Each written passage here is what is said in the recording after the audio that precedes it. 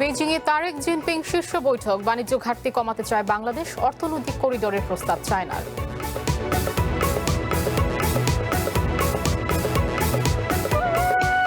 বিনিয়োগ ও বাণিজ্য সহায়তার প্রতিশ্রুতি নিয়ে শেষ হলো প্রধানমন্ত্রীর প্রথম বিদেশ সফর। ভারসাম্যপূর্ণ কূটনীতি সহায়ক বলছেন বিশ্লেষকরা। বিএনপির মধ্যে আওয়ামী লীগের আচরণ দেখলে প্রতিরোধের আহ্বান মির্জা ফখরুলের। ফ্যাসিবাদ বন্ধে সংস্কার অনিবার্য বললেন জামায়াত আমির। মেহেরপুর সীমান্তে আবারও পুশিনের চেষ্টা রুখে দিল বিজিবি। বিএসএফ এখন পর্যন্ত কাউকে ঠেলে পাঠাতে পারেনি, দাবি স্বরাষ্ট্রমন্ত্রীর।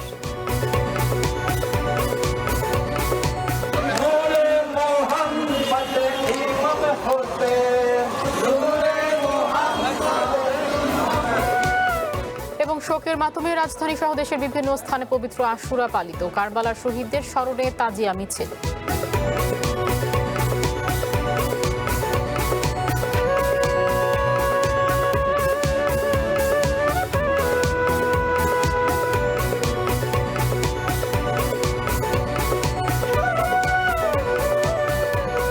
স্বাগত সন্ধ্যার বুলেটিনে আমি লিনিয়া আফরোজ এবং আমি কাজে আসা। শুনছিলেন শিরোনাম, এবার বিস্তারিত। বাংলাদেশ থেকে মিয়ানমার হয়ে চায়না পর্যন্ত একটি অর্থনৈতিক করিডোর গঠনের প্রস্তাব দিয়েছেন চায়নার প্রেসিডেন্ট শি জিনপিং। সেই সাথে রোহিঙ্গাদের নিজ দেশে ফেরত পাঠাতে বাংলাদেশ চাইলে মিয়ানমারের সঙ্গে সংলাপেও সহায়তা করতে পারে বেইজিং। চায়না সফরের শেষ দিনে দেশটির প্রেসিডেন্ট শি জিনপিং এর সঙ্গে প্রধানমন্ত্রী তারেক রহমানের বৈঠকে এসব বিষয় উঠে আসে। এই সফরে চায়নার সঙ্গে বাংলাদেশের কোনো চুক্তি না হলেও দেশটির সাথে দীর্ঘমেয়াদী কৌশলগত অংশীদারি নিশ্চিত করা হচ্ছে বলে জানিয়েছেন প্রধানমন্ত্রীর কার্যালয়ের মুখপাত্র ডক্টর মাহদি আমিন। অন্যদিকে প্রধানমন্ত্রীর উপদেষ্টা হুমায়ুন কবির জানান, বাংলাদেশের সাথে ঐক্যবদ্ধ থেকে চায়না গ্লোবাল সাউথে সুদৃঢ় অবস্থান নিশ্চিত করতে চায়।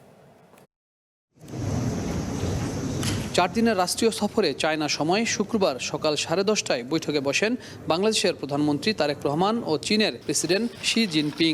চীনের রাজস্বিক গ্রেট হলে বৈঠকে বসেন এই দুই নেতা। বৈঠকটি শেষ হয় চায়না সময় 11:15 বৈঠকে বাংলাদেশ ও চায়না স্বার্থ সংশ্লিষ্ট বাণিজ্য, বিনিয়োগ, অবকাঠামো উন্নয়ন, নদী ব্যবস্থাপনা, রোহিঙ্গা ইস্যুসহ নানা বিষয়ে আলোচনা হয়। পরে সংবাদ সম্মেলনে প্রধানমন্ত্রীর কার্যালয়ের মুখপাত্র মাহদি আমিন বলেন, নিজ নিজ দেশের স্বাধীনতা, সার্বভৌমত্ব অক্ষুণ্ণ রেখে দীর্ঘমেয়াদী সম্পর্কের যাত্রা শুরু করেছে দুই দেশ। বাংলাদেশ ও চায়নার পক্ষ থেকে শীঘ্রই 16টি পয়েন্টের যৌথ ঘোষণা আসবে বলেও জানান তিনি। প্রস্তাবনা এসছে যে কিভাবে বাংলাদেশ থেকে মায়ানমার এবং চীন হয়ে একটি ইকোনমিক করিডোর তৈরি করা যায়, যে ইকোনমিক করিডোরের মূল উদ্দেশ্য হবে বাংলাদেশের অর্থনৈতিক আরো ব্যাপ্তি বাড়ানো, ইকোনমিক ট্রানজাকশন বাড়ানো এবং মাল্টিমোডাল ট্রান্সপোর্টেশনটাকে আরো এনহ্যান্স করা। রোহিঙ্গা সংকট সমাধান, চীনের অর্থনৈতিক করিডোরের প্রস্তাব সহ বাংলাদেশের উন্নয়ন অগ্রযাত্রায় ভূ রাজনীতির বিবেচনা নিয়ে ফলপ্রসূ আলোচনার কথাও জানান তিনি। রোহিঙ্গার বিষয়ে বাংলাদেশের অবস্থান খুব সুনিশ্চিত। আমরা চাই সেফ, ভলান্টারি এবং ডিগনিফাইড ওয়েতে যারা আমাদের দেশে রোহিঙ্গা রয়েছেন ওনারা নিজ দেশে ফেরত যাক। এ বিষয়ে চীন আমাদেরকে কথা দিয়েছে যে আমরা যখন চাই ওনারা মায়ানমারের সাথে আমাদেরকে কোনো ডায়ালগ প্রয়োজন হলে সেখানে ফ্যাসিলিটেট করবে এবং আমরা সেফ, ভলান্টারি এবং ডিগনিফাইড ওয়েতে রোহিঙ্গা প্রত্যাবাসন, যেটা ইতিপূর্বে শহীদ প্রেসিডেন্ট জিয়া রহমান এবং দেশের বেগম খালেদা জিয়ার সময় শুধুমাত্র সম্ভব হয়েছিল, আমরা এই বিষয়ে সামনে আলোচনা শুরু করব। আর প্রধানমন্ত্রীর পররাষ্ট্র বিষয়ক উপদেষ্টা হুমায়ুন কবির বলেন, সরকার প্রধানের চীন সফর শুধু ঐতিহাসিক নয়, বরং নতুন যুগের সূচনা। China will support the Prime Minister to lead the country towards prosperity. They will support Bangladesh's Prime Minister, Honorable Tariq Rahman, to lead the country towards prosperity. China is ready to align with Bangladesh's development. এর আগে সকালে ঐতিহাসিক Tiananmen স্কোয়ারের স্মৃতিস্তম্ভে পুষ্পস্তবক অর্পণ করেন তারেক রহমান। এ সময় বেজে ওঠে দুই দেশের জাতীয় সঙ্গীত। চীনের বিপ্লবী বীরদের শ্রদ্ধা জানিয়ে কিছুক্ষণ নীরবতা পালন করেন। এদিন museum of the communist party of চায়নার জাদুঘরও পরিদর্শন করেন প্রধানমন্ত্রী তারেক রহমান। প্রধানমন্ত্রী তারেক রহমানের চায়না সফরে দুই দেশের স্বার্থ সংশ্লিষ্ট বেশ কিছু গুরুত্বপূর্ণ বিষয় আলোচনা হয়েছে ভূ রাজনৈতিক নিয়ে। এমনকি বিনিয়োগ কিভাবে বাড়বে বাংলাদেশে তা নিয়েও কথা হয়েছে। চায়না প্রেসিডেন্ট শি জিনপিং প্রধানমন্ত্রী তারেক রহমানকে আশ্বস্ত করেছেন যে বিষয়গুলো নিয়ে আলোচনা হয়েছে এবং সমঝোতা হয়েছে, তার প্রত্যেকটি ক্ষেত্রেই চায়না তার পাশে থাকবে। Habib Rahman, one news, Beijing, China.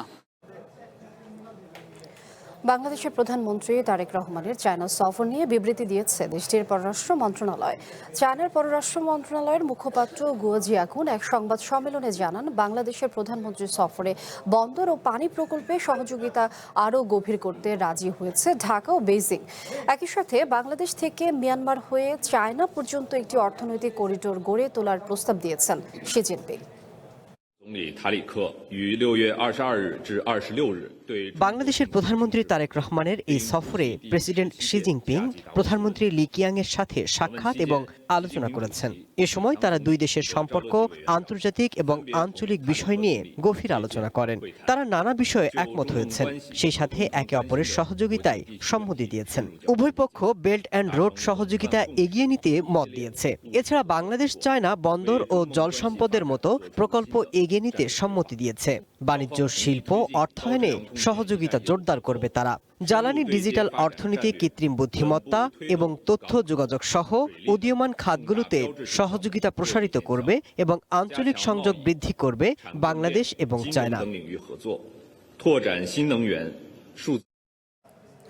চায়নার প্রেসিডেন্টের সঙ্গে প্রধানমন্ত্রী তারেক রহমানের বৈঠক সম্পর্কে আরও জানাতে বেইজিং থেকে যুক্ত হচ্ছেন সহকর্মী হাবিব রহমান। হাবিব, প্রধানমন্ত্রীর যে সফর, সেটাতে তো আসলে নদী ব্যবস্থাপনা, তিস্তা মহাপরিকল্পনা, বাণিজ্য বিনিয়োগ, বিভিন্ন বিষয় কিন্তু আসলে উঠে এসেছে। প্রধানমন্ত্রী এই সফর বাণিজ্য বিনিয়োগে কতটা গুরুত্ব রাখবে, সেই সাথে রাজনৈতিক কৌশলগত সম্পর্কে আসলে কতটা প্রভাব ফেলতে পারে এই সফর?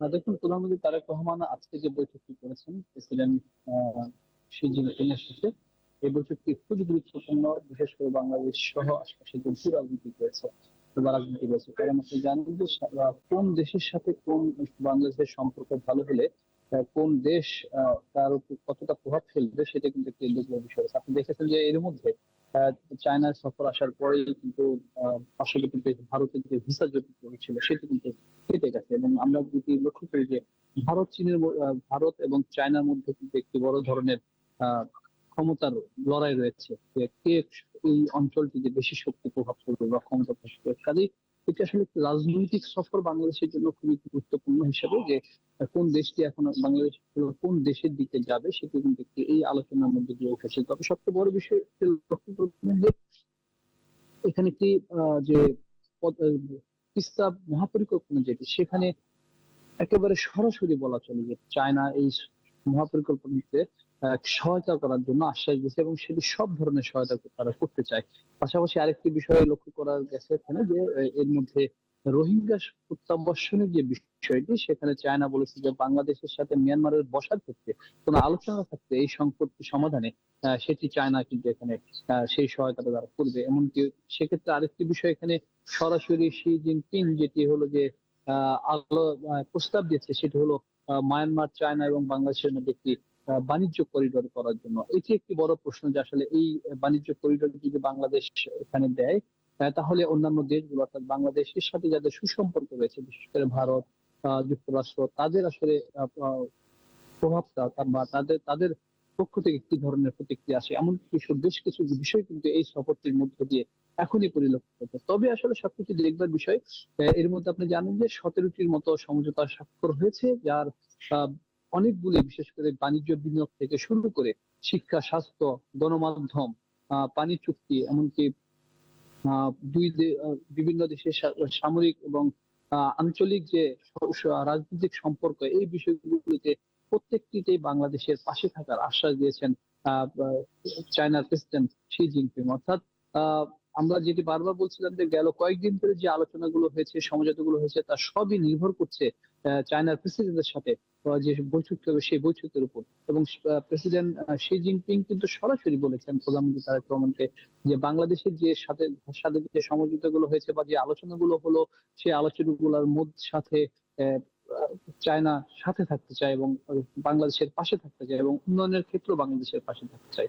তার মধ্যে এরই মধ্যে আমরা যেটি দেখেছি যে দুটি ইপিজেড প্রকল্প করার জন্য চায়না যারা বড় বড় প্রতিষ্ঠান রয়েছে, বিনিয়োগকারী প্রতিষ্ঠান, তারা কিন্তু অর্থ দেওয়ার ঘোষণা দিয়েছে।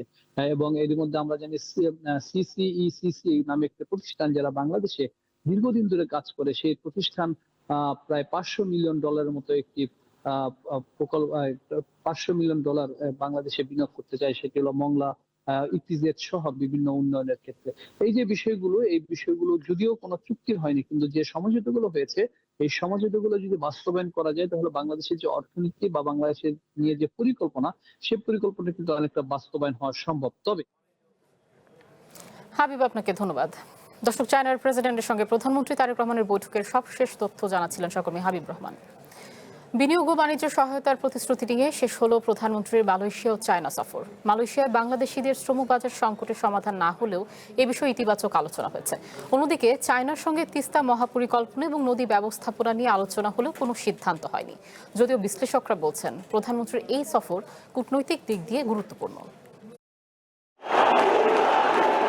২৪শে জুলাই অভ্যুত্থানের পরে প্রতিবেশী ভারতের সঙ্গে বাংলাদেশের সম্পর্কের টানাপোড়েনের মধ্যে ক্ষমতায় আসে বিএনপি। প্রধানমন্ত্রী হওয়ার পরে তারেক রহমানের প্রথম বিদেশ সফর। রাজনৈতিকভাবে নিরপেক্ষ মালয়েশিয়ার সঙ্গে একই সফরে প্রধানমন্ত্রীর গন্তব্য চায়না। এই অঞ্চলে ভারতের অন্যতম প্রধান প্রতিদ্বন্দ্বী। আমেরিকার তো বটেই। কূটনীতির এসব সমীকরণে তারেক রহমানের প্রথম বিদেশ সফরের দিকে চোখ ছিল দেশি বিদেশি গণমাধ্যমের। 18 ঘন্টার মালয়েশিয়া সফরে দেশটির শ্রমবাজারে বাংলাদেশিদের অগ্রাধিকার, রোহিঙ্গা সংকট সমাধানে সহযোগিতা সহ বেশ কয়েকটি আশ্বাস পেয়েছে বাংলাদেশ। সফরের দীর্ঘ সময় চায়নায় কাটিয়েছেন প্রধানমন্ত্রী তারেক রহমান। সেখানে ওয়ার্ল্ড ইকোনমিক ফোরামে অংশগ্রহণ সহ দেশটির প্রধানমন্ত্রী এবং সবশেষ রাষ্ট্রপতি শি জিনপিং এর সাথেও বৈঠক করেছেন তারেক রহমান। বৈঠকে এক চায়না নীতি এবং জিনপিংয়ের 4 বৈশ্বিক উদ্যোগকে পূর্ণ সমর্থন সহ দেশটির সাথে সমন্বয় ও সহযোগিতা জোরদারে আগ্রহের কথা জানিয়েছে বাংলাদেশ। অন্যদিকে চায়নার পক্ষ থেকে বাংলাদেশকে সহায়তার কথা জানিয়ে অর্থনৈতিক করিডোরের প্রস্তাব দিয়েছেন শি জিনপিং। প্রধানমন্ত্রীর এই সফরকে দেশের চলমান অর্থনৈতিক অবস্থান থেকে বেরিয়ে আসার সহায়ক হিসেবে দেখছেন কূটনৈতিক বিশ্লেষকরা। তারা বলছেন এই সফর ভূ রাজনীতিতে এগিয়ে রাখবে বাংলাদেশকে। তারা যেভাবে বরণ করেছে আমাদের মাননীয় প্রধানমন্ত্রীকে, এবং দুই দেশের মধ্যে যেরকম সম্পর্ক আগে থেকে বিদ্যমান, অতএব আমি মনে করি এটা আরও উচ্চ পর্যায়ে চলে যাবে অচিরেই। বিশেষ করে এই সফরের পরে, জনাব তারেক রহমান সাহেবের সফরের পরে এটা আরও ভালো হবে আর কি। তো অতএব খুবই গুরুত্বপূর্ণ এই সফর এবং খুবই সুফল বয়ে আনছে। বাণিজ্যিক সম্পর্কটা আরও উঠবে। আর এই ধরনের সফরে সাধারণত যেটা কূটনৈতিক সম্পর্ক যেটা আর কি, সেটা বাড়তে বাধ্য। বাংলাদেশ যেটা চাচ্ছে সেটা হচ্ছে যে সে চায়নার সাথে একটা সম্পর্ক রাখবে, সে একইভাবে হচ্ছে গিয়ে সে ইন্ডিয়ার সাথে সম্পর্ক রাখবে, সে মার্কিন যুক্তরাষ্ট্রের সাথে সম্পর্ক রাখবে, অর্থাৎ কোনো অ্যালাইনমেন্টের মধ্যে বাংলাদেশ যাবে না। এবং এইটাই খুবই প্র্যাকটিক্যাল কিংবা খুবই প্র্যাগমেটিক একটা ফরেন পলিসি, এবং বাংলাদেশ সে পথেই হাঁটছে। কাজেই জিওপলিটিক্যাল যে লোকেশন বাংলাদেশ, এটা যেমন একটা মানে আমাদের জন্য ব্লেসিংস, আমাদের জন্য একটা প্রিভিলেজ, ঠিক তেমনি এটা আমাদের জন্য একসময় যেন জেনোফোবিয়া না হয়, সেটাও আমাদেরকে মাথায় রাখতে হবে। অপরদিকে মালয়েশিয়ায় মানব সম্পদ পাঠানোর ক্ষেত্রে নির্দিষ্ট কোনো সুখবর না থাকলেও এই সফরে মালয়েশিয়ার সাথে সম্পর্ক উন্নয়নকে ইতিবাচক বলছেন সাবেক রাষ্ট্রদূত হুমায়ুন কবির। আমাদের এখনকার যে অর্থনৈতিক অবস্থা, তার থেকে বেরিয়ে আসবার জন্য আমাদের যে বন্ধুদের সহযোগিতা প্রয়োজন, মালয়েশিয়ার যেসব জায়গাগুলোতে বিশেষ দক্ষতা আছে সেই দক্ষতাটাকে আমরা আমাদের উন্নয়নের জন্য কাজে লাগাবার জন্য একটা সিদ্ধান্ত মোটামুটি হয়েছে। তো এটাকে আমি ইতিবাচকভাবে দেখছি যে আমরা অর্থনীতিটাকে বহুমুখী করার যে চেষ্টা করছি, উন্নয়নের জন্য চেষ্টা করছি, সেই ক্ষেত্রে মালয়েশিয়ার সাথে আমরা কাজ করতে পারলে এখানে একটা ইতিবাচক লাভ আমাদের হবে। ভূ রাজনৈতিক অবস্থানের কারণে ভারত, চায়না ও আমেরিকার কাছে বাংলাদেশ গুরুত্বপূর্ণ, যে কারণে কোনো নির্দিষ্ট বলয়ে না ঢুকে সব দেশের সঙ্গে ভারসাম্যপূর্ণ কূটনৈতিক সম্পর্কের উপর জোর দিচ্ছেন বিশেষজ্ঞরা। ঝুমি রহমান, ওয়ান নিউজ, ঢাকা। বেইজিংয়ে চায়নার প্রেসিডেন্ট শি জিনপিং এর সাথে প্রধানমন্ত্রী তারেক রহমানের বৈঠকের খবর আন্তর্জাতিক গণমাধ্যমেও গুরুত্ব পেয়েছে। রয়টার্সের এক প্রতিবেদনে তুলে ধরা হয়েছে বাংলাদেশের নতুন প্রধানমন্ত্রীর চায়না সফরের কূটনৈতিক, অর্থনৈতিক ও কৌশলগত দিকগুলো। বিশ্লেষকরা বলছেন দুই দেশের অংশীদারি ও সহযোগিতার বার্তা এলেও বাংলাদেশের অর্থায়ন নিয়ে চায়না এখন আগের চেয়ে বেশি সতর্ক। রয়টার্সের প্রতিবেদনে বলা হচ্ছে, দুই দেশের মধ্যে বাণিজ্য ঘাটতি কমাতে চায়নার প্রেসিডেন্টের প্রতি আহ্বান জানিয়েছেন প্রধানমন্ত্রী তারেক রহমান। এছাড়া ফল, চামড়া, পাট, মৎস্য ও ফার্মাসিউটিক্যাল পণ্য সহ রপ্তানি বহুমুখীকরণ, শিল্পের আধুনিকায়ন এবং বড় প্রকল্পগুলোতে বেইজিংয়ের সমর্থন চেয়েছেন প্রধানমন্ত্রী। বাণিজ্য ও উন্নয়নের বৃহৎ অংশীদার বেইজিংয়ের সাথে সম্পর্ক আরও উন্নয়নের বার্তা দিয়েছে ঢাকা। শেখ হাসিনার পতনের পর টানাপোড়েন চলা ভারতের সাথে সম্পর্কের উন্নয়ন ঘটছে নতুন সরকারের। তাই ভারত ও চায়নার সাথে সম্পর্কের ভারসাম্য বজায় রাখতে চাওয়া বাংলাদেশের জন্য এই সফর কূটনৈতিক গুরুত্ব বহন করছে বলে জানাচ্ছে রয়টার্স। বাংলাদেশ থেকে উচ্চ মানসম্পন্ন পণ্য আমদানি, বিনিয়োগ ও উদীয়মান শিল্প খাতে সহযোগিতা বাড়ানোর প্রতিশ্রুতি দিয়েছেন চায়নার প্রেসিডেন্ট। ডিজিটাল অর্থনীতি ও এআই খাতেও সমর্থন দেবে বেইজিং। বাংলাদেশের অবকাঠামো, জ্বালানি সহ বিভিন্ন খাতে চায়নার উল্লেখযোগ্য ঋণ ও বিনিয়োগ রয়েছে। তবে বাংলাদেশে অর্থায়ন নিয়ে এখন আগের চেয়ে দেশটি সতর্ক বলে জানিয়েছেন বেইজিংয়ের ইকোনমিস্ট ইন্টেলিজেন্স ইউনিটের সিনিয়র বিশ্লেষক চাইম লি। তার মতে, চায়না এখন এমন দেশ বা অঞ্চলকে বেশি গুরুত্ব দিচ্ছে যেগুলোর মাধ্যমে বড় আকারের আন্তর্জাতিক বাণিজ্য ও পরিবহন রুট বা লজিস্টিক করিডোর গড়ে তোলা যায়। মধ্য এশিয়া ও মিয়ানমার এক্ষেত্রে বেশি কৌশলগত সুবিধা দেয়, কিন্তু সেই দিক থেকে বাংলাদেশ কিছুটা জটিল, কেননা এই ধরনের করিডোরের সুযোগ বাংলাদেশে তুলনামূলক কম। মার্জিয়া উপমা, ওয়ান ইন্টারন্যাশনাল ডেস্ক। চলতি বছর একের পর এক বিশ্ব নেতাদের বেইজিং সফরকে চায়নার ক্রমবর্ধমান আন্তর্জাতিক প্রভাবের স্বীকৃতি বলে মনে করছেন বিশ্লেষকরা। প্রধানমন্ত্রী তারেক রহমানের চায়না সফর নিয়ে প্রতিবেদন প্রকাশ করেছে ব্রিটিশ পত্রিকা গার্ডিয়ান। এতে বলা হয়, বহুমেরু ভিত্তিক বিশ্ব ব্যবস্থা কোনো দেশে হস্তক্ষেপ না করার নীতি সহ নানা খাতে বেইজিংয়ের উপর দেশগুলোর আস্থা বাড়ছে। তবে আন্তর্জাতিক সংকট সমাধানে চায়নার প্রভাব এখনও সীমিত বলে প্রতিবেদনে উল্লেখ করা হয়। স্থানীয় সময় শুক্রবার চায়নার প্রেসিডেন্ট শি জিনপিং এর সাথে বৈঠক করেন প্রধানমন্ত্রী তারেক রহমান। চলতি বছরে বিশ্বের বিভিন্ন দেশের নেতাদের বেইজিং সফরের ধারাবাহিকতায় এটি সবশেষ সংযোজন। ব্রিটিশ গণমাধ্যম গার্ডিয়ানের প্রতিবেদন বলছে, বৈশ্বিক প্রভাব ও অর্থনৈতিক সম্পর্ক আরও জোরদার এবং পশ্চিমা বিশ্বের পরিবর্তে বৈশ্বিক ক্ষমতার ভারসাম্য চায়নার পক্ষে আনতে কাজ করছেন প্রেসিডেন্ট জিনপিং। বাংলাদেশের প্রধানমন্ত্রীর সফরের মাত্র 2 সপ্তাহের কম সময়ে বেইজিংয়ে মিয়ানমারের প্রেসিডেন্ট ও সাবেক জান্তা প্রধান মিন অং লাইনের সাথে সাক্ষাৎ করেছেন চায়নার প্রেসিডেন্ট। পাতানো নির্বাচনে ক্ষমতা গ্রহণ করা এই নেতার সফরকে বেইজিংয়ের স্বীকৃতি ও সমর্থন হিসেবেই দেখা হচ্ছে। গণহত্যায় অভিযুক্ত এই নেতার সাথে বৈঠক বেইজিংয়ের অন্য কোনো দেশের অভ্যন্তরীণ বিষয় থেকে বিরত থাকার নীতি হিসেবে দেখছেন বিশ্লেষকরা। গত মাসেই আমেরিকা, রাশিয়া, পাকিস্তানের রাষ্ট্র নেতাদের সাথেও বৈঠক করেছেন তিনি। চলতি বছরে এখন পর্যন্ত ব্রিটেন, কানাডা, স্পেন সহ 1 ডজনেরও বেশি প্রেসিডেন্ট ও প্রধানমন্ত্রী বেইজিং সফর করেছেন। ইন্টারন্যাশনাল ক্রাইসিস গ্রুপের সিনিয়র অ্যানালিস্ট উইলিয়াম ইয়াং বলেন, এত বিপুল সংখ্যক বিশ্বনেতার বেইজিং সফর আন্তর্জাতিক অঙ্গনে চায়নার বেড়ে চলা প্রভাবে বিশ্বের স্বীকৃতির প্রমাণ। ইয়াং এর মতে, এসব সফরকে কাজে লাগিয়ে নিজেদের বহুমেরু বিশ্ব ব্যবস্থার ধারণা এগিয়ে নেয়া এবং আমেরিকার প্রতি অন্যান্য দেশের আস্থা দুর্বল করতে চাইছে বেইজিং। এমনিতেও সাম্প্রতিক সময়ে অনেক দেশ আমেরিকার নেতৃত্ব থেকে সরে আসতে শুরু করেছে।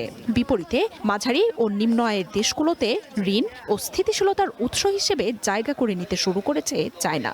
যদিও আন্তর্জাতিক সংকট সমাধানে এখনও দেশটির প্রভাব সীমিতই রয়েছে। মার্জিয়া উপমা, ওয়ান ইন্টারন্যাশনাল ডেস্ক। বর্তমান সরকারের মধ্যে বিরোধী মত দমনের কোনো আচরণ দেখা গেলে সমবেতভাবে তা প্রতিরোধের আহ্বান জানিয়েছেন বিএনপির মহাসচিব ও স্থানীয় সরকারমন্ত্রী মির্জা ফখরুল ইসলাম আলমগীর। সকালে মায়ের ডাক নামে একটি সংগঠনের আয়োজনে গুম প্রতিকার ও পুনর্বাসনের অধিকার বিষয়ে জাতীয় সংলাপে মির্জা ফখরুল আরও বলেন, আগামী অর্থ বছরের বাজেট থেকে গুমের শিকার পরিবারগুলোর জন্য ভাতা চালু করা হবে। যেখানে ভালোভাবে দাঁড়ানো যায় না, বাবাকে ছাড়াই কেটে গেছে লামিয়ার 13টি বছর। কান্নাজড়িত কণ্ঠে লামিয়া বলছিল, কোনো স্মৃতি নেই তার বাবার সাথে। 2013 সালে রাজধানীর শাহিনবাগ থেকে গুমের শিকার হওয়া স্বেচ্ছাসেবক দলের নেতা কাউসার হোসেনের কন্যা লামিয়া এখন কৈশোরে পা দিয়েছে। নির্যাতনের শিকার ব্যক্তিদের সমর্থনে আন্তর্জাতিক দিবস উপলক্ষে সকালে মায়ের ডাকের আয়োজনে রাজধানীর কৃষিবিদ ইনস্টিটিউশনে লামিয়ার মতো অনেকেই দুঃসহ স্মৃতির কথা তুলে ধরেন। এক সংসদ সদস্যের সাথে তারা 3 জন দেখা করার জন্য আজকে 1.5 মাস যাবৎ ঘুরে বেড়াচ্ছে, তার দেখা করার জন্য, কথা বলার জন্য সময় পাচ্ছে না। তখন কিন্তু কষ্ট লাগে। এই আয়োজনে অংশ নিয়েছিলেন দীর্ঘ সময় গুম হয়ে পরে ফিরে আসা কয়েকজন সংসদ সদস্য। যারা এর সাথে জড়িত ছিল তাদের দৃষ্টান্তমূলক শাস্তি এবং আমরা যারা ভিকটিম আছি তাদের একটি রাষ্ট্রীয় স্বীকৃতি। নাম্বার 2, রিপারেশন অথবা ক্ষতিপূরণ। তারা যেন অর্থনৈতিকভাবে আরেকজনের কাছে মুখাপেক্ষি না হতে হয়, এতটুকু দায়িত্ব কি সরকার নিতে পারে না? আমরা কেউ হয়তো সংসদ সদস্য হয়েছি, হয়তো এটা পেয়েছি, কিছু পেয়েছি, কিন্তু আমরা যা হারিয়েছি সেটার কোনো বিনিময় হয় না, সেটার কোনো রিপ্লেসমেন্ট হয় না। আগামী 1 বছর গুম সংক্রান্ত 42টি মামলা নিষ্পত্তির আশ্বাস দেন আন্তর্জাতিক অপরাধ ট্রাইব্যুনালের চিফ প্রসিকিউটর। আমাকে যদি আল্লাহ 1 বছর বাঁচিয়ে রাখে, এই 1 বছরের মধ্যে অন্তত মায়ের ডাকের যে গুম বা অপহরণের শিকার যে পরিবারগুলো, এই 1 বছরের মধ্যে সমস্ত বিচার আমি ইনশাআল্লাহ শেষ করব। গুম হওয়া ব্যক্তিদের নিয়ে দেশে কোনো রাজনীতি জাতি দেখতে চায় না জানিয়ে গুম প্রতিরোধের লড়াইয়ে শেষ পর্যন্ত পাশে থাকার আশ্বাস দেন বিএনপি মহাসচিব। বিরোধী মত দমনে বিগত সরকারের মতো বর্তমান সরকারের মধ্যে কোনো আচরণ দেখা গেলে তা সমন্বিতভাবে প্রতিরোধেরও আহ্বান জানান তিনি। এটা একটা হিউম্যানিটির বিরুদ্ধে একটা ক্রাইম, মানবতার বিরুদ্ধে একটা অপরাধ। প্রকাশ্যে এদের বিচার হওয়া উচিত, শাস্তি হওয়া উচিত। আতঙ্কের কথা যদি আবার সেই ধরনের কোনো আচরণ দেখা যায়, আমাদেরকে সমবেতভাবে তার প্রতিরোধ করতে হবে। এ সময় চলতি বাজেট থেকেই গুমের শিকার পরিবারগুলোকে ভাতার আওতায় আনার কথা জানান বিএনপি মহাসচিব। যদি মুক্তিযোদ্ধাদের ভাতা দেওয়া হয়, জুলাই যোদ্ধাদের ভাতা দেওয়া হয়, তাহলে গুম হয়ে পরিবারগুলোকে কেন ভাতা দেওয়া হবে? অবশ্যই ভাতা দিতে হবে এবং সেটা আমরা এই বাজেটেই তার প্রভিশন রাখার ব্যবস্থা করবো ইনশাআল্লাহ। রহিম রুমন, ওয়ান নিউজ, ঢাকা। ফ্যাসিবাদ ঠেকাতে প্রয়োজনীয় সংস্কার বাস্তবায়ন ও গণভোটের রায় কার্যকরের দাবি জানিয়েছেন বিরোধী দলীয় নেতা ও জামায়াতের আমির ডাক্তার শফিকুর রহমান। সকালে রাজধানীর মগবাজারে জামায়াতের শুরা অধিবেশনে তিনি এই দাবি জানান। শফিকুর রহমান বলেন, মানুষের প্রত্যাশা ছিল অতীতের শাসন ব্যবস্থার পরিবর্তন হবে, কিন্তু তা হয়নি। একই দিনে অনুষ্ঠিত 2টি ভোটের একটির ফল গ্রহণ করে অন্যটি উপেক্ষা করায় জাতীয় জীবনে সংকট তৈরি হয়েছে। জনগণের দেয়া রায় বাস্তবায়নের আহ্বান জানিয়ে তিনি বলেন, ভবিষ্যতে কেউ যেন ফ্যাসিবাদী হয়ে উঠতে না পারে, সেজন্য প্রয়োজনীয় সংস্কার অনিবার্য। দেশের ধর্ষণ ও খুন ঠেকাতে সরকার কার্যকরী ব্যবস্থা নিতে পারছে না বলেও অভিযোগ করেন জামায়াতের আমির। গুরুত্বপূর্ণ যে জায়গাগুলোর কারণে ফ্যাসিবাদ কায়েম হয়েছিল, সেই সব জায়গায় আগের মতো জায়গায় থেকে গেল। ফ্যাসিবাদ নতুন পুরাতন কিছুই বুঝি না, যেখানেই ফ্যাসিবাদ সেখানেই প্রতিরোধ, সেখানেই প্রতিবাদ। ইনশাআল্লাহ ফ্যাসিবাদের বিরুদ্ধে আমাদের এই লড়াই অব্যাহত থাকবে। কেউ যাতে দুর্দান্ত ফ্যাসিবাদী হয়ে উঠতে না পারে, জনগণের জীবন সম্পদ এবং ইজ্জত নিয়ে যাতে কেউ খেলতে না পারে, তার ওয়ারেন্টির জন্যই এই পরিবর্তন বা সংস্কার অপরিহার্য। সন্ধ্যার বুলেটিনে নিচ্ছি বিরতি, ফিরছে একটু পর, সাথেই থাকুন। স্বাগত সন্ধ্যার বুলেটিন, যাচ্ছি পরের সংবাদে। মেহেরপুরের গাংনী সীমান্তে আবারও 3 জনকে পুশিনের চেষ্টা করেছে বিএসএফ। ভোরে উপজেলার কাথুলি ইউনিয়নের রাধা গোবিন্দপুর ধলা সীমান্ত দিয়ে বিএসএফ তাদেরকে পুশিনের চেষ্টা করে। এ সময় বিজিবি ও স্থানীয়দের প্রতিরোধের মুখে তাদের ফেরত নেয় বিএসএফ। বিজিবি জানায়, ভারতের পশ্চিমবঙ্গের নদিয়া জেলার করিমপুর থানার বুড়িপোতা বিএসএফ ক্যাম্পের সদস্যরা গেট খুলে 3 জনকে পুশিনের চেষ্টা করে। তবে বিজিবি ও গ্রামবাসীর সতর্ক অবস্থানের কারণে তারা বাংলাদেশে ঢুকতে পারেনি। পরে বিজিবি এবং বিএসএফ এর মধ্যে আলোচনার পর ওই 3 জনকে ফেরত নেয় বিএসএফ। এর আগে গতকাল গাংনীর শহরতলা সীমান্ত দিয়ে বিএসএফ 7 জনকে পুশিনের চেষ্টা করে ব্যর্থ হয়।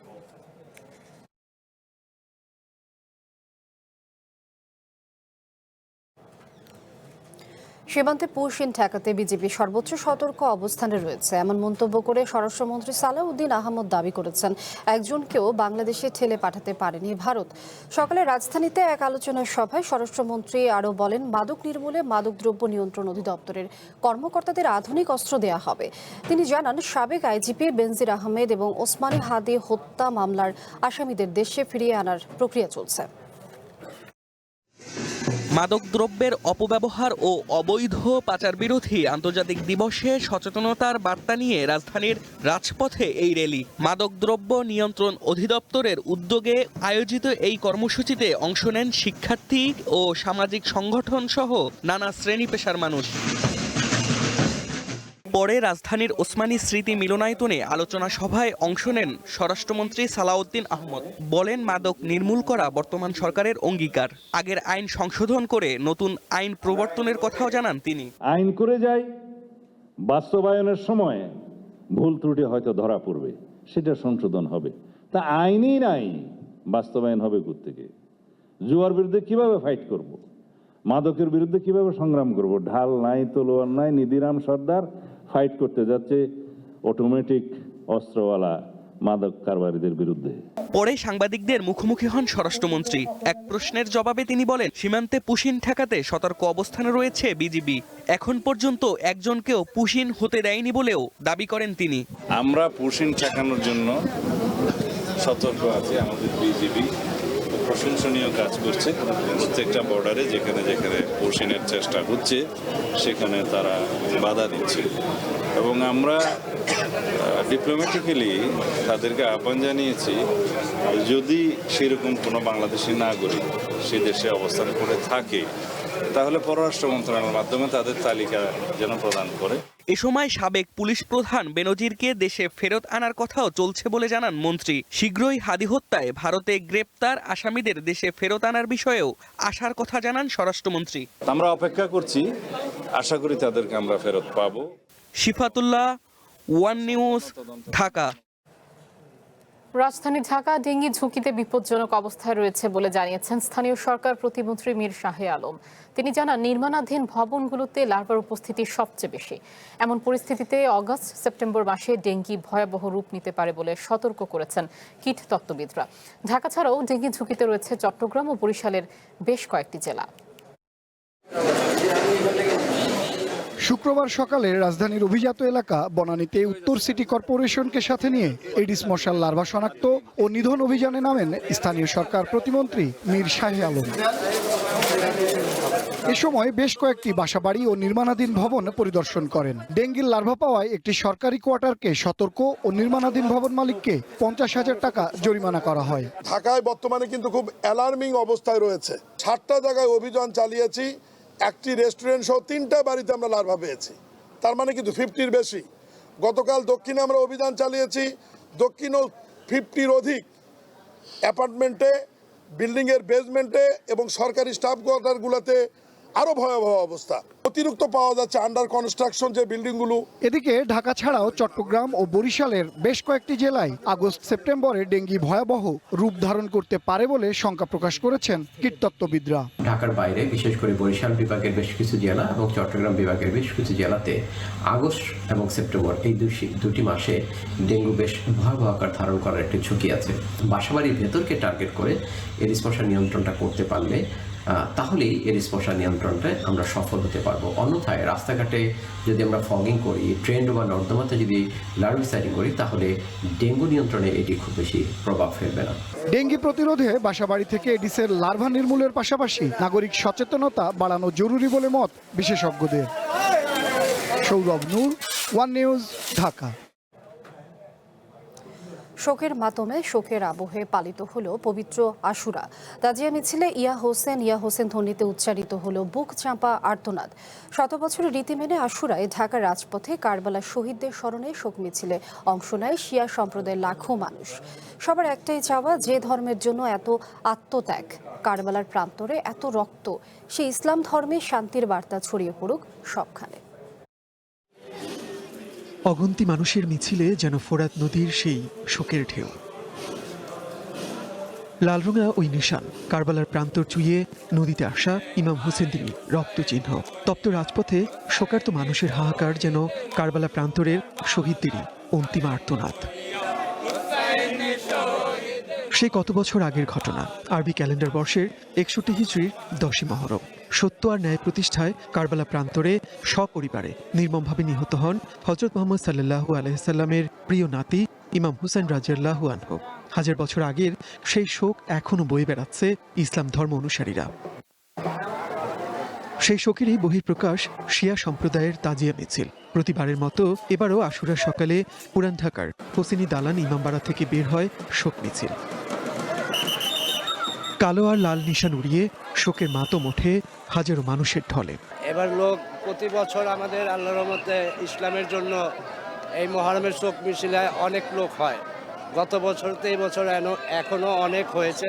এটা আমরা শোক মিছিল এখনো করছি প্রত্যেক বছর, এবং এটাতে শিক্ষা গ্রহণ করি যে ন্যায় এবং হকের মধ্যে রাখতে হবে। জালেমের বিরুদ্ধে সত্যের হকের লড়াই এটা অব্যাহত থাকবে এবং কিয়ামত পর্যন্ত। হুসাইন সত্যের প্রতীক ছিলেন, হুসাইন সত্যের ধারক ছিলেন, তিনি সত্যকে প্রতিষ্ঠিত করে গেছেন। খালি পায়ে শোকের পোশাক পরে মিছিল ছুটে চলে জিগাতলার প্রতীকী কারবালার প্রান্তরে। কেউ নিশান নিয়ে ছুটেছেন, কেউ বা জিঞ্জির মাতমে রক্ত ছড়াচ্ছেন। নারী পুরুষ থেকে শিশু কিংবা বৃদ্ধ সবাই বলছেন ইসলাম ধর্মের জন্য ইমাম হুসাইনের আত্মত্যাগ প্রজন্ম থেকে প্রজন্মে ছড়িয়ে পড়ুক। মুসলিম জাতিকে আমরা এক করে এটাকে আমরা বুঝিয়ে দিতে চাই যে হোসেন সত্য পথে ছিলেন, ন্যায় পথে ছিলেন। আমার নবীজির নেওয়াসা মাওলা হুসাইন, উনি চেয়েছে ওনার নানার আদর্শটা যেন পৃথিবীর বুকে ইসলাম জিন্দা হয়ে বেঁচে থাকে। পুরান ঢাকার পাশাপাশি রাজধানীর মোহাম্মদপুর, পল্টন, লালবাগ থেকেও বের হয় তাজিয়া মিছিল। শিয়া সম্প্রদায়ের বহু মানুষ এতে অংশ নেন। বিশৃঙ্খলা ঠেকাতে তাজিয়া মিছিল ঘিরে নেওয়া হয় কঠোর নিরাপত্তা ব্যবস্থা। মনির মিল্লাত, ওয়ান নিউজ, ঢাকা। এদিকে পবিত্র আশুরা উপলক্ষে দেশ জুড়ে নানা কর্মসূচি পালন করা হয়েছে। চট্টগ্রাম, রাজশাহী ও নীলফামারীতে শোক মজলিস, শোক মিছিল ও শোক র্যালির আয়োজন করা হয়। চট্টগ্রাম নগরীতে সদরঘাট শিয়া মসজিদে শোক মজলিস শেষে বের হয় শোক মিছিল। নগরীর বিভিন্ন এলাকা থেকে আসা শিয়া সম্প্রদায়ের মানুষরা এতে অংশ নেয়। তাদের হাতে ছিল কালো ও বর্ণিল পতাকা। এ সময় কারবালার মর্মান্তিক ঘটনার স্মরণে চলে শোকের মাতম। রাজশাহীতে মহরম উদযাপন কমিটি, বিশ্ব বাংলা ফাউন্ডেশন এবং শিয়া ইসনা আশারির উদ্যোগে আলাদা শোক র্যালি ও ধর্মীয় শোক মিছিল বের করা হয়। এদিকে নীলফামারীর সৈয়দপুরে তাজিয়া মিছিলকে ঘিরে নেওয়া হয় ব্যাপক প্রস্তুতি। শহরের বিভিন্ন সড়কে নির্মাণ করা হয়েছে তোরণ, করা হয়েছে আলোকসজ্জাও।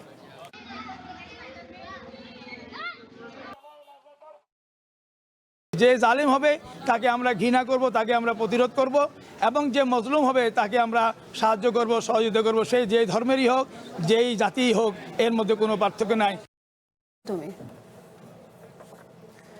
সন্ধ্যার বুলেটিনে নিচ্ছে আরও একটা বিরতি। কিছু একটু পর সাথে থাকবে, যাচ্ছি পরের সংবাদে। মাদক সেবন রোধ করি, সুস্থ সুন্দর জীবন করি স্লোগানে রাজধানীতে পালিত হয়েছে আন্তর্জাতিক মাদক বিরোধী দিবস। অনুষ্ঠিত হয় আলোচনা ও পুরস্কার বিতরণী। মাদক প্রতিরোধে অবদানের জন্য প্রথম পুরস্কার পায় পপুলার লাইফ ইন্স্যুরেন্স।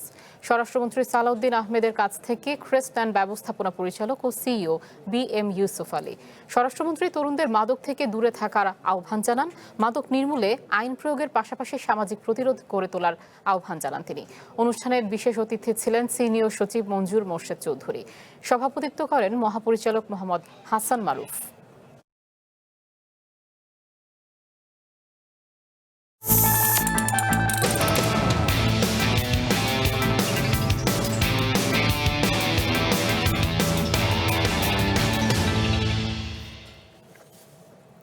প্রতিষ্ঠার 3 দশকেও বিনিয়োগকারীদের আস্থা অর্জনে ব্যর্থ চট্টগ্রাম স্টক এক্সচেঞ্জ CSE।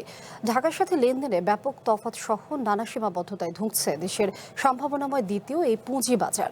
অবশ্য নতুন অনুমোদন পাওয়া কমোডিটি এক্সচেঞ্জ চালু হলে এর চেহারাই পাল্টে যাবে বলে মত সংশ্লিষ্টদের।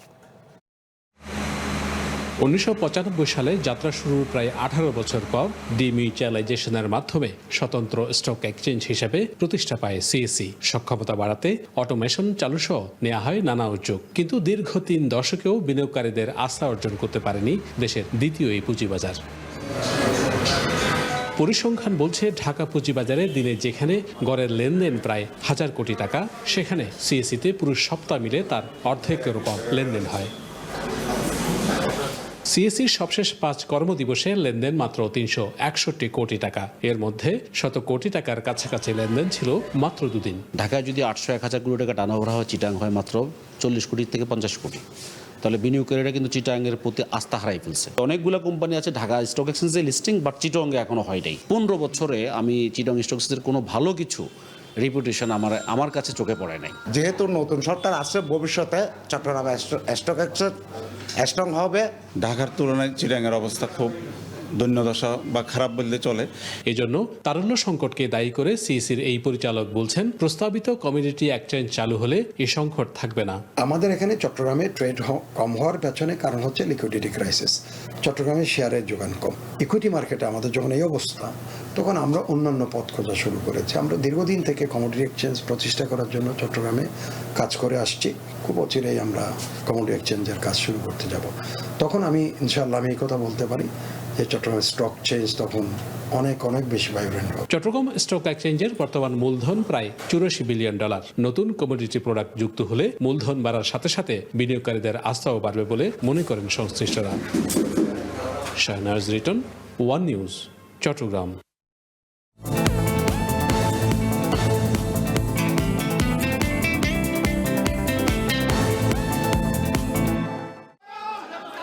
এবারের বাজেটে স্বাস্থ্য খাতকে সর্বোচ্চ অগ্রাধিকার দেয়া হয়েছে বলে জানিয়েছেন পররাষ্ট্র প্রতিমন্ত্রী শামা ওবায়দ ইসলাম। ফরিদপুরে এক অনুষ্ঠানে তিনি বলেন, সব সেক্টরে সমান গুরুত্ব দিয়ে কাজ করছে সরকার। এ সময় ভৌগোলিক কারণে ফরিদপুর মেডিকেল কলেজ হাসপাতালকে গুরুত্বপূর্ণ উল্লেখ করে রোগীদের সর্বোচ্চ সেবা নিশ্চিত করার আহ্বান জানান প্রতিমন্ত্রী। সংস্কৃতিকে নতুন মাত্রায় এগিয়ে নেওয়া হবে জানিয়ে সংস্কৃতি মন্ত্রী নিতাই রায় চৌধুরী বলেছেন, 48টি দেশের সাথে সাংস্কৃতিক কূটনৈতিক সম্পর্ক স্থাপিত হয়েছে। সকালে ঝিনাইদহের জেলা প্রশাসক ও জেলা পরিষদ চত্বরে বৃক্ষরোপণ শেষে তিনি বলেন, বিএনপি জনগণের ভোটে নির্বাচিত হয়েছে, ব্যর্থ হতে আসেনি। সাইবার নিরাপত্তা এখন জাতীয় নিরাপত্তা, অর্থনৈতিক স্থিতিশীলতা এবং সার্বভৌমত্বের গুরুত্বপূর্ণ অংশ। শুক্রবার রাজধানীর বাংলাদেশ চীন মৈত্রী সম্মেলন কেন্দ্রে সাইবার নিরাপত্তা নিয়ে আন্তর্জাতিক ফিনিক্স সামিটে একথা বলেন বক্তারা। এ সময় সরকার, শিল্প খাত, একাডেমিয়া এবং সাইবার নিরাপত্তা পেশাজীবীদের একসাথে কাজ করার আহ্বান জানান তারা। ভারতীয় সীমান্তরক্ষী বাহিনীর সম্ভাব্য পুশিন প্রতিরোধে মৌলভীবাজারের শ্রীমঙ্গলে সচেতনতামূলক সভা করেছে উপজেলা প্রশাসন। শ্রীমঙ্গল উপজেলার হুগলিয়া হাজী মনসুর উল্লাহ উচ্চ বিদ্যালয় আয়োজিত সভায় উপজেলা প্রশাসন, বিজিবি, পুলিশ এবং সীমান্ত এলাকার বাসিন্দারা অংশ নেন। গাইবান্ধার গোবিন্দগঞ্জ উপজেলার সংঘবদ্ধ হানি ট্র্যাপ চক্রের এক নারীসহ 3 সদস্যকে গ্রেপ্তার করেছে পুলিশ। উপজেলার দরবস্ত ইউনিয়নের কালীতলা এলাকা থেকে তাদের গ্রেপ্তার করা হয়। অভিযুক্ত 3 জন উপজেলার বিভিন্ন স্থানে বাসা ভাড়া নিয়ে হানি ট্র্যাপের মাধ্যমে লোকজনকে আটকে রেখে নির্যাতন করে টাকা আদায় করে আসছিল।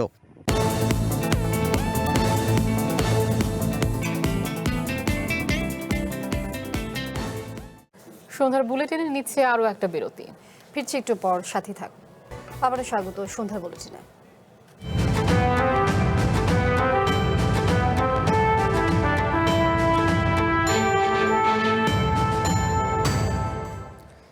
ভূমিকম্পের পর ভেনেজুয়েলার ধ্বংসস্তূপ থেকে বের করা হচ্ছে একের পর এক মরদেহ।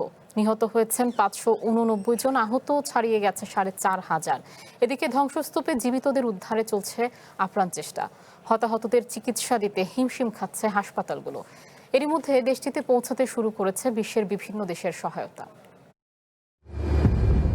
ভূমিকম্পে ভেনেজুয়েলার সাজানো শহরগুলো এখন শুধুই ধ্বংসস্তূপ। উপকূলীয় শহর লা গুয়াইরা যেন যুদ্ধবিধ্বস্ত এক নগরী। মাইলের পর মাইল যেদিকে চোখ যায়, শত শত ক্ষতবিক্ষত ভবন। বুধবারের ভয়াবহ ভূমিকম্পে সবচেয়ে বেশি ক্ষতিগ্রস্ত 4,80,000 বাসিন্দার এ শহর। ক্ষয়ক্ষতির শিকার 70,000-এর বেশি পরিবার। বহু স্থাপনা ধসে পড়েছে রাজধানী কারাকাসেও।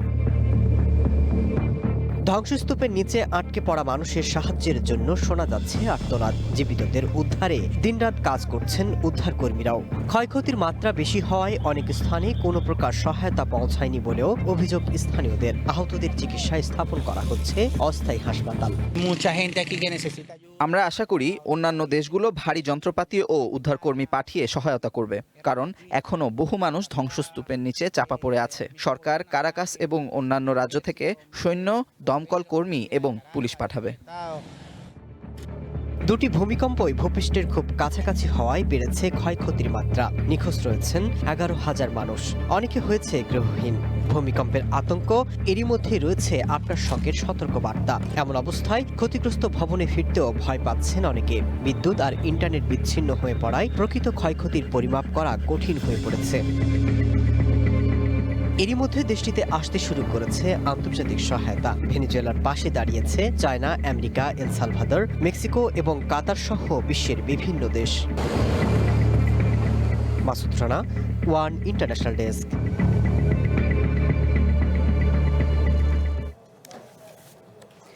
এবার কনফিডেন্স সিমেন্টের সৌজন্যে বিশ্বকাপ ফুটবলের খবর।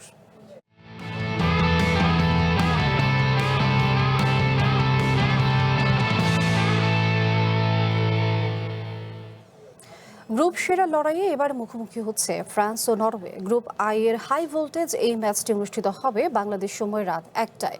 দুটি করে ম্যাচ জিতে ইতিমধ্যে নকআউট নিশ্চিত করে ফেলেছে দুই দল। গোল ব্যবধানে এগিয়ে থাকায় ড্র করলে গ্রুপ চ্যাম্পিয়ন হয়ে যাবে ফ্রান্স। অন্যদিকে নরওয়ের সামনে একটাই সমীকরণ, জয় চাই যে কোনো মূল্যে। এবারে বিশ্বকাপে অন্যতম ফেভারিট কিলিয়ান এমবাপ্পের ফ্রান্স সেনেগালকে 3-1 ও ইরাককে 3-0 গোলে হারিয়ে দুর্দান্ত ফর্মে দলটি।